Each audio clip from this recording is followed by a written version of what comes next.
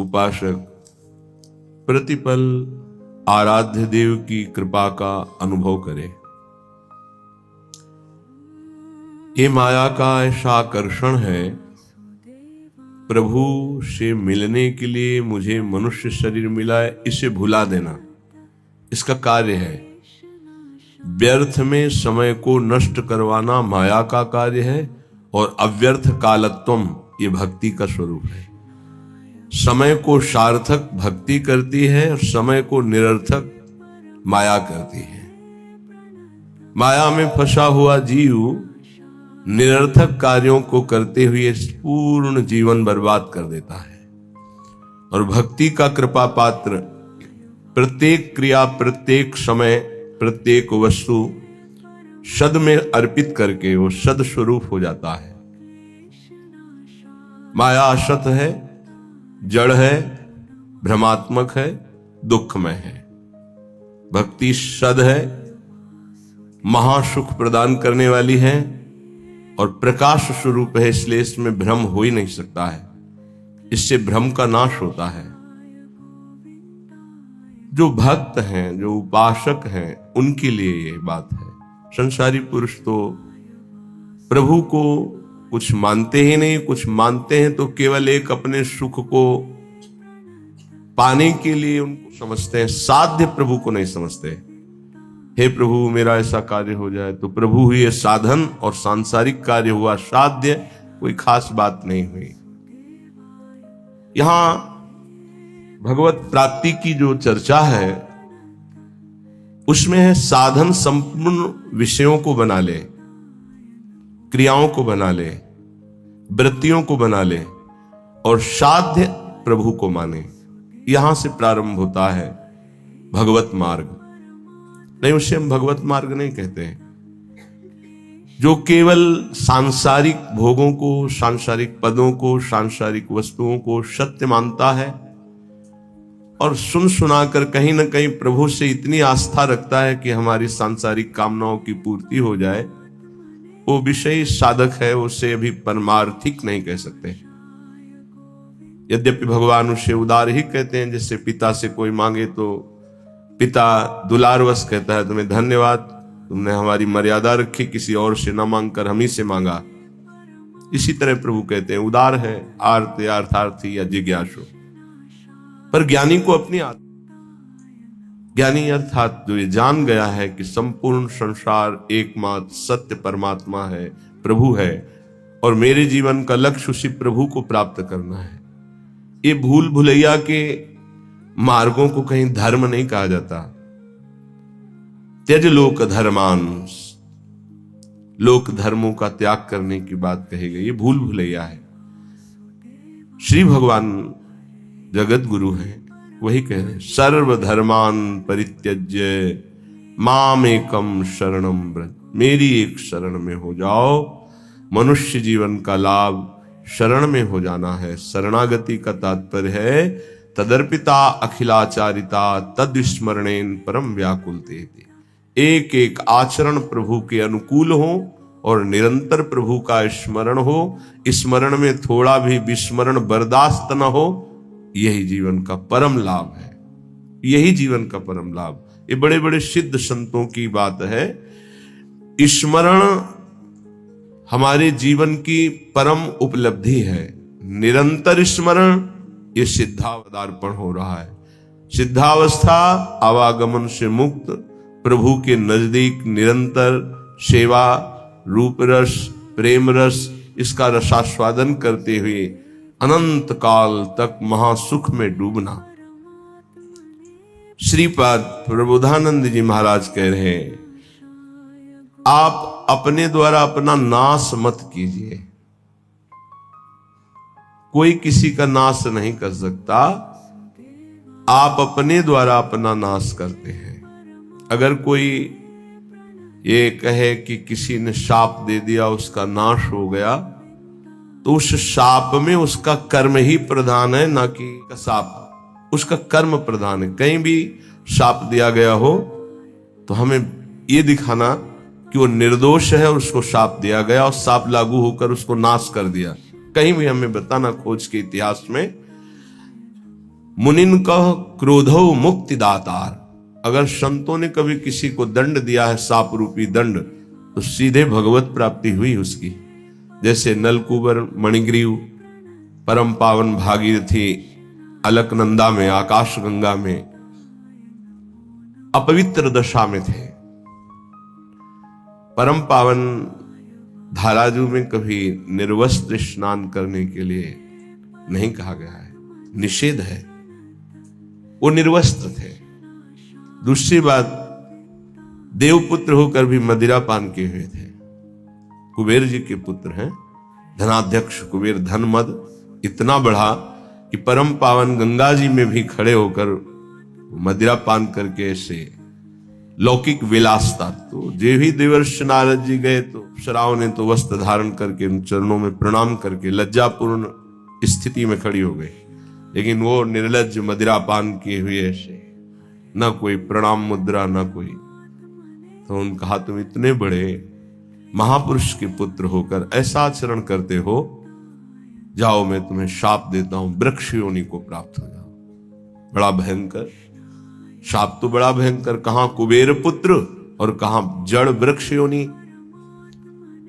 पर कृपालु नारद जी ने कहा, वृक्ष तो बनोगे पर नंदालय के द्वार में वृक्ष बनोगे, और भगवान सर्वलोक महेश्वर जब अवतार लेंगे तब तुम अपने स्वरूप में आ जाओगे। क्या सौभाग्य मिला, ऐसे साधनहीन को योगी दुर्लभ वांछित वरदान मिल गया। प्रभु उस नारद जी की बात सत्य करने के लिए जब मैया ने उखली में बांधा तो उखली घसीटते हुए वहां पहुंचे और दोनों वृक्षों के बीच में फंसा के ऐसा झटका मारा, दोनों वृक्ष गिर पड़े और उनसे दिव्य पुरुष यही नलकूबर मणिग्रीव प्रकट हुए और भगवान का दर्शन, भगवान के वचन, भगवान का स्पर्श प्राप्त किया। क्या यह शाप है? विचार करो, ये शाप नहीं, ये तो वरदान से भी श्रेष्ठ है। अगर कोई हमें शाप भी देता है तो हमारे कर्म का मार्जन होता है, हमारा कोई नाश नहीं कर सकता, हमारे कर्म ही हमको दंड देते हैं। इसलिए कह रहे, ना हंता ममते वृथा कुरु सखे, देहालय स्त्रियादिके, छित्वा दुर्जर श्रृंखलम गुरुगिरा, ते मोह मात्रोदितम वृंदारण्यमुपे मखिला, नंदैक साम्राज्य सत कंदम कंद फलादिवृत्तरनिशम, तन्नाथ लीलाम स्मर। ना हंता, हे भाई तुम्हें जो मानव देह मिली है इसका तुम नाश मत कर दो। ये नाश किया जाता है क्या? जो पराई माताओं बहनों की तरफ व्यभिचार वृत्ति, जो दूसरे की धन की तरफ अपहरण वृत्ति, भोगों को भोगने में सुख वृत्ति, देहाभिमान पुष्ट करने वाले पदों की लालसा, ये सब अपना एक तरह से पतन किया जाता है और इससे संसार में उन्नति मानी जाती है। उन्नति है इंद्रियों को शासन में रखना, मन को प्रभु में लगाना, यथालाभ संतोष स्थिति रखना, हर कर्तव्य को भगवान की सेवा समझना। हम अपने द्वारा अपना नाश ना करें, ना हंता, अपना नाश मत करो। कोई तुम्हारा बाल बांका नहीं कर सकता, तुम्हारा कर्म ही तुमको दंड देता है। किसी व्यक्ति की बुद्धि में बैठकर या कोई घटना रूप या तुम्हारे शरीर में रोग रूप या तुम्हारे शरीर में रोग रूप या परिस्थिति रूप तुम्हारा कर्म ही तुम्हें दंड देता है। विश्वास कर लो, कोई दूसरा त्रिभुवन में नहीं है जो तुमको कष्ट दे सके। इसलिए जो तुम्हारा देह है, जो घर है, जो स्त्री पुत्र आदि हैं, वृथा में इनमें अहम और मम बुद्धि करके अपना नाश मत करो। बहुत से परिवार तुमने छोड़ दिए हैं। योग वाशिष्ठ में प्रसंग आता है चूड़ाला जी का, और भी बड़े महापुरुषों का आता है। वो सरस्वती की उपासना करती थी, रानी। जब उसके पति युद्ध में मारे गए राजा तो बहुत विकल हुई, तो अपनी प्रिय सखी सरस्वती जी का स्मरण किया, आकाश स्थित हो गई और उसने कहा मेरा सहयोग करो, मैं इस समय बहुत व्यथित हूं, मुझे ऐसा ज्ञान प्रदान करो जिससे मैं अपने पति के वियोग को सह सकूं। मुस्कुरा दिया सरस्वती जी ने और कहा तुम मुझे अपनी सखी कहती हो फिर दुखी हो रही हो, कितने तुमने परिवार छोड़े तुम्हें पता है? बोले नहीं, मुझे तो यही लग रहा है मैं पहली बार जन्म लिया हूं, ये मेरा पति है ऐसा। आओ, तो उनका सूक्ष्म शरीर उनके साथ हो गया, स्थूल वहीं गिर गया। कितने जगह ले गई, ये देखो पूर्व जन्म के तुम्हारे अमुक अमुक नाती पोता परिवार, ये देखो यहां तुम पिता थी, यहां तुम पुत्र थे, इस घर में तुम अमुक थे, याद आ रहा है तुम्हें? तो सरस्वती जी ज्ञान देती जा, हाँ हाँ हाँ। अब इनका कोई परिचय तुमसे है नहीं, ऐसे उस जीव का तुमसे कोई परिचय नहीं है, वो कुछ समय के लिए केवल तुम्हारा पति, बहुत बड़ी ज्ञानी सिद्ध महापुरुष हुई, योग वासिष्ठ में बड़ी विशुद्ध चर्चा ज्ञान की है, मोह का नाश करता है, उसका मोह नष्ट हो गया। ये जो हमें मिला हुआ परिवार है केवल भगवत प्राप्ति के लिए मिला हुआ है। गृहस्थ धर्म और विरक्त धर्म अलग अलग मर्यादा है। पत्नी पुत्र परिवार आदि की सेवा रूपी परम धर्म करके नाम जप करते हुए भगवत प्राप्ति करनी है। शरीरों में मोह नहीं करना है, आंतरिक बैठे हुए प्रभु से अपनापन करना है। यहां प्रभु से कोई मतलब नहीं, केवल शरीरों से प्यार किया जा रहा है, इसीलिए दुर्गति हो रही। वृथा में अपना नाश स्वयं मत करो, एक अहमता ममता ये जग में है दुखदाई, ये जब श्री जी की ओर लगे तो होत परम सुखदाई। इसलिए तात मात सुतदार देह में मति अरुझे मति मंदा। अय मतिमंद, तू अभी समझ नहीं पा रहा, तेरे समय को केवल नष्ट किया जा रहा है। ना तेरी कोई पत्नी, ना कोई पुत्र है, ना कोई तेरा कोई सगा संबंधी है। एक केवल माया का नाटक है। एक ही सच्चिदानंद विराजमान शरीरों में है, जिसे तू जान नहीं पा रहा, और शरीरों का अलग अलग अहमता ममता से संबंध करके पुनरपि जननम पुनरपि मरणम की व्यवस्था कर रहा है। हे भाई, यदि गुरुदेव के चरणों और उनके वचनों को मान लो तो तुम्हारे मोह का नाश हो जाएगा। और जहां मोह नष्ट हुआ तो आप जो लिखा हुआ वही आपको अनुभव में आएगा। श्रीपाद कह रहे हैं, छित्वा दुर्जन श्रृंखलम, ये बहुत कठिन श्रृंखला है जिसको कोई काट पावे। जैसे कोई हथकड़ी और बेड़ियों से जकड़ा हो तो कदम नहीं मार सकता, ऐसे ही मोह की बेड़ियों से, अहमता की हथकड़ियों से ऐसा जकड़ा हुआ जीव है कि सत्संग सुन रहा है, समझ में भी कुछ कुछ आ रहा है, पर फिर वो इतना बंधन है कि वो निकल नहीं पा रहा। इसीलिए गोपी जनों से कहा कि जिन बेड़ियों को काट पाना बड़े बड़े योगियों के लिए कठिन है, तुम उन बेड़ियों को काट कर केवल हमसे प्रेम करती हो, मैं तुम्हारा ऋणी हूं। भगवान श्री कृष्ण चंद्र जी ने इसलिए बड़े बड़े परमहंस गोपी चरण रज की वंदना करते हैं, क्योंकि कहीं कोई राग नहीं है, न पति से, न पुत्र से, न घर से, केवल श्री कृष्ण अनुराग, मुरारी पादार्पित चित्त वृत्ति। छित्वा दुर्जन श्रृंखलम, ये हथकड़ी बेड़ी कैसे कटेंगी? तो कह रहे हैं, गुरु गिराते मोह मात्रोदितम। गिरा वाणी, गुरुदेव की वाणी के अनुसार चलने से ही मोह का नाश हो सकता है, और कोई उपाय नहीं। बंदो गुरुपद कंज कृपा सिंधु नर रूप हरि महामोह तम पुंज जासु वचन रवि कर निकर। महामोह रूपी अंधकार का नाश करने के लिए गुरुदेव के वचन सूर्य के समान है। मोह मात्रोदितम, केवल मोह मात्र में तुम फंसे हुए हो, और इस मोह का नाश गुरुदेव के अक्षरशः वचनों के अनुसार चलने पर होता है। इंद्रियों को काट करके भगवत प्राप्ति कर लो। ना हंता, तुम अपने नाश करने वाले मत बनो। अन्य योनियों में तुम कोई भी साधना नहीं कर सकते, कुछ भी अपना कल्याण नहीं कर सकते हो। हे भाई,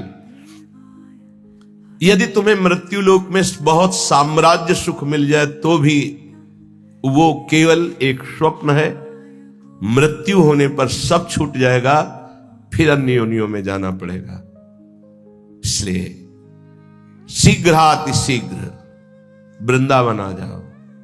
सत्संग सुनो, बिहारी जी राधा वल्लभ जी के दर्शन करो, रजरानी में बैठकर कुछ नाम जप करो और प्रार्थना करो धाम से, धामी श्यामा श्याम से कि संसार के कार्य धर्म पूर्वक करते हुए आपका सदैव नाम जपते हुए जीवन की शाम हो जाए। बस मेरी जीवन की पूर्णता हो, आपके आज्ञानुसार कर्तव्य कर्म करते हुए, नाम जप करते हुए, आपका स्मरण करते हुए प्राण छूटे।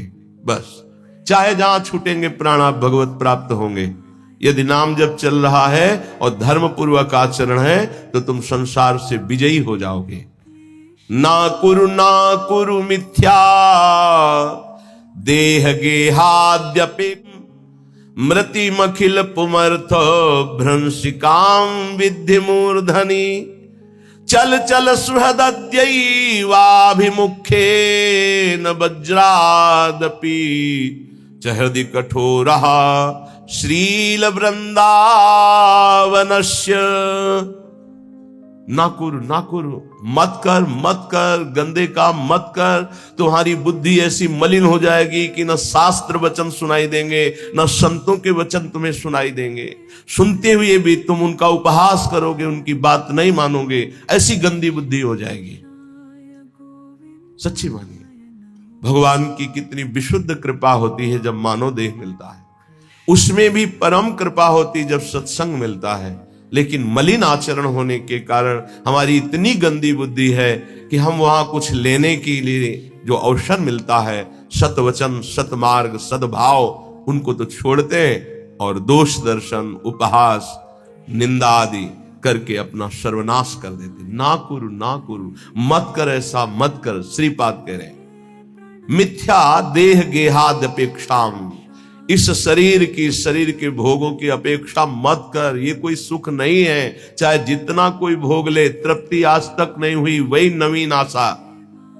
मृतिमखिल पुमर्थ भ्रंशिकाम विद्धि मूर्धनि, ये तुम्हारे समस्त पुरुषार्थों का नाश करने वाले हैं। तुम्हारा शरीर, तुम्हारी भोग इच्छा, तुम्हारे भोग संबंध, ये सब तुम्हारा नाश करने वाले, तुम्हें समझ में नहीं आ रहा। मृत्यु तुम्हारे सिर पर खड़ी है। मृत्युमखिल पुमर्था भ्रंशिकाम विद्धि मूर्धनि, तुम्हारी बुद्धि को भ्रष्ट कर दिया इस मोह ने, संसार की सुख बुद्धि ने, और मृत्यु तुम्हारे सर पर खड़ी केवल समय का इंतजार कर रही।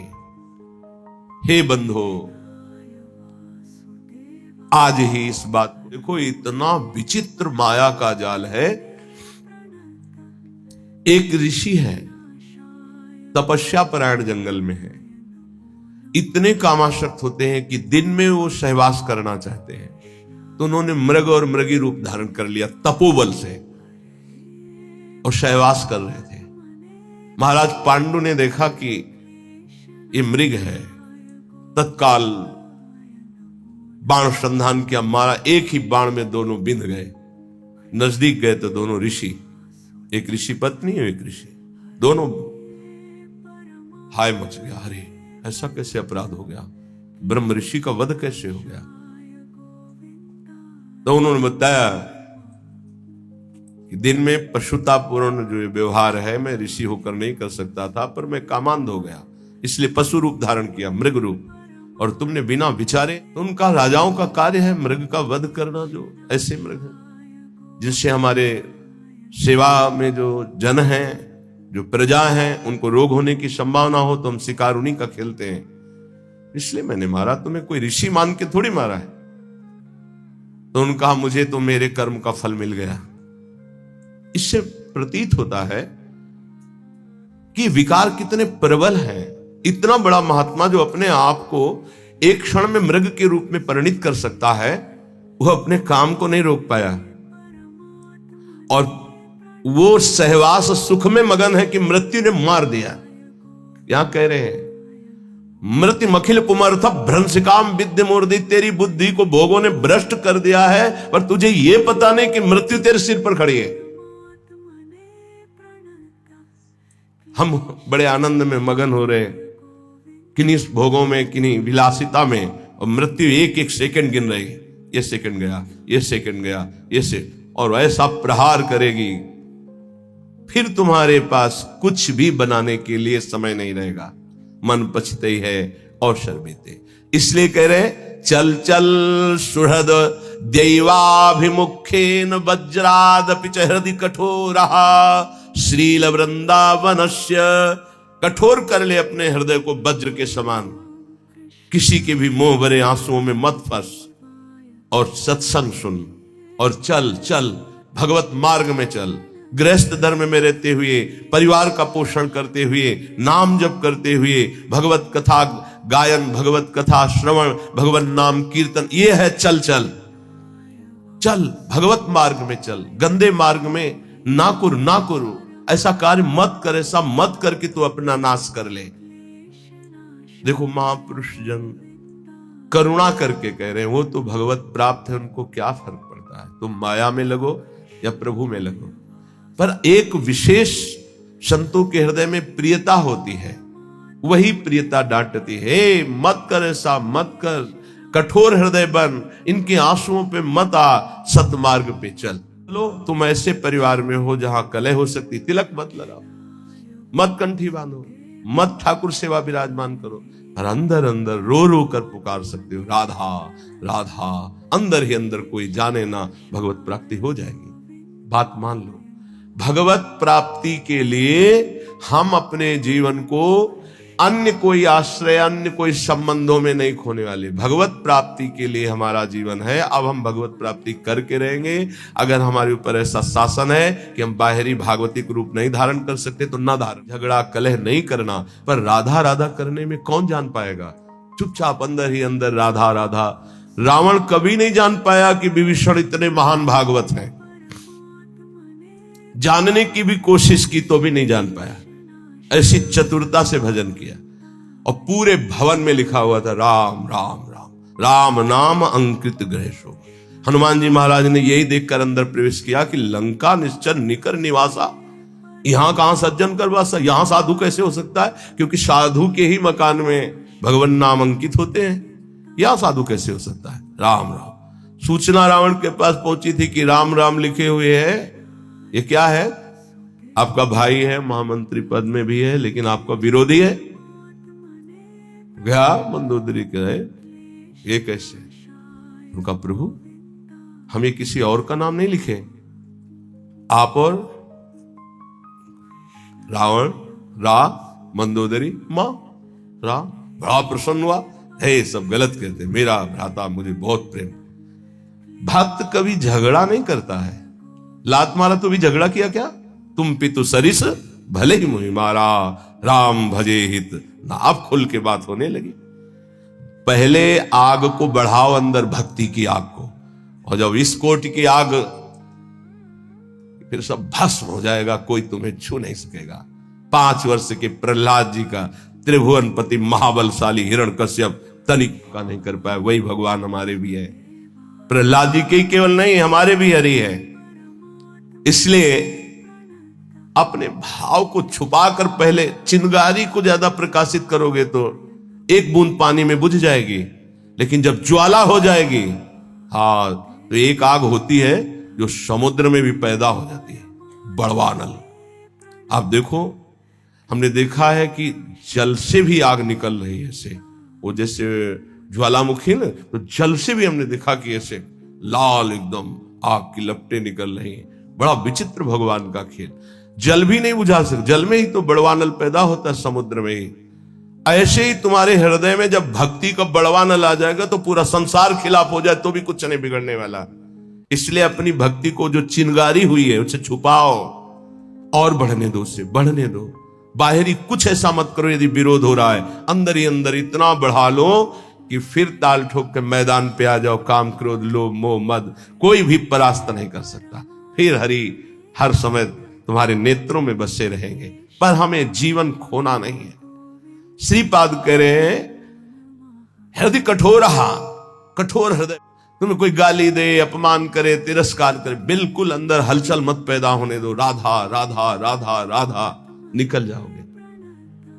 अद्यैव मूर्ख चल सर्वमिदं विहाय, वृंदावनाय सकलार्थ सुरद्रुमाय, श्री राधिका सुरतनाथ विशुद्ध भाव, क्षत्रायमैव कुरुकृत्य समाप्त्यपेक्षाम।